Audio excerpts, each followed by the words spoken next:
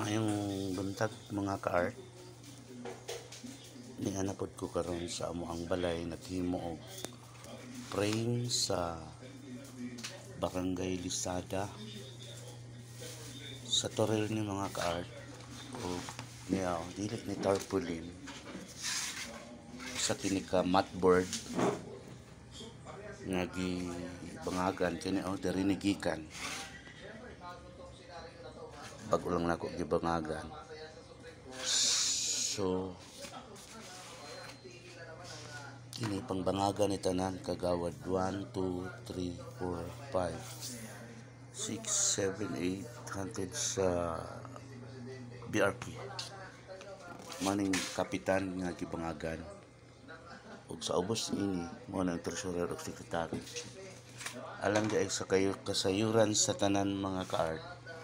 Ako'y naghimo ani tibuok Davao. Apil na sa Toril, Panabo ug Tagum. Ako'y original nga naghimo sa pattern ani. So dili matingad-an nga sundugo ni sa uban. At least ako nang gipahayag kaninyo nga ako gyud original ani since 2010 pa sa General Santos City pa ko nagsugod ani. So katong mga taga General Santos nga nakakita aning mga pattern 2010 ako atong original ato.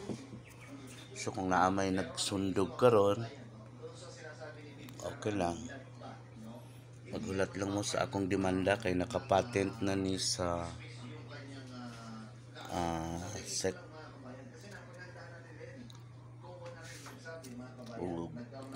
karon sugda na pud nako ning pambangagan ning kagawad. Dili ni mga kuan mga ka-art, dili ni tarpaulin usa gini ka papel na karton nga diin ang sa likod ani mao na ni ilang mga picture pare ani ibto ning kagawad 5 naa sa likod ani ang picture nga butangan pa ni gold strip mga ka-art, butangan pa gold strip aron pinapugi gyud.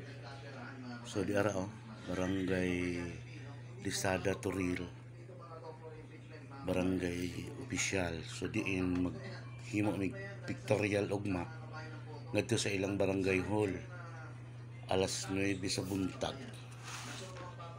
So sa katong mga kinsa tong gusto magpabuhat nga mga barangay, ilabi na sa mga SK chairman na apog ko'y pattern para sa inyo.